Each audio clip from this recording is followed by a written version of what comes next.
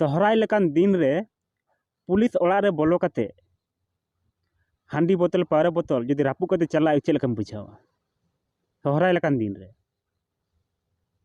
आजम कते हाहाड़ा गे बुझा कना से। तो निंका के घटना घटाव कना वेस्ट बेंगल रेना मालदा डिस्ट्रिक्ट रे। मालदा डिस्ट्रिक्ट ना मिटन आतु रे नितुम दो बड़ाई बनुआ सोहराय हुयुग कान तेना। और मिटन जिनिस आबो जते को बन बड़ाई जे सोहराय लेकान दिन रे आबो सान्तार दो हांडी पावरा बोन दोहय तहन गे और ᱧᱩᱭ तहन गया को। और नोआ दो बाइं मेनदा जे ᱧᱩᱭ ताबन पे से दोहय ताबन पे हांडी पावरा गे नोआ दो बाइं माने प्रमोट दा जहाँ घटना घटाव कना ओनाइं मेनदा। उरे पुलिस हेज कते माने ओड़ा रे बोलो कते हांडी बोतल पावरा बोतल रापू बड़ा कते को चलायना को।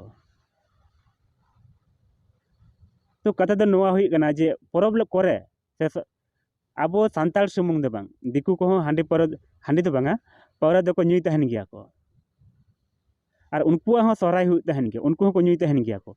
मेनखान उनकुआ बेला रे दो चेक गे बांग आबो सान्ताल जखन दोहय दाबन हांडी पावरा उद दो ओनार दो दोष बुझाव ना मिटन रिकाय ताबन पे।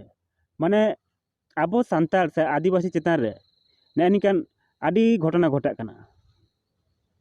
मिटन जिनिस बड़ाय गया पे जे सावता रे से दिसम रे जहां टाका पैसा ते कमजोर तहनाय बुद्धि ते कमजोर तहनाय उनको हर चेतान रे गे नेनका नाहाचार दो हुयुग कना।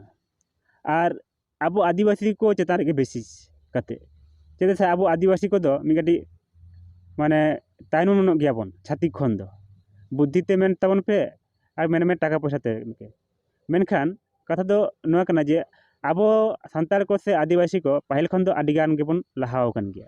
मा तिहिना भिडियो दो निना कन गे ᱧᱟᱯᱟᱢ ᱦᱩᱭᱩᱜᱼᱟ ᱫᱚᱥᱟᱨ भिडियो रे।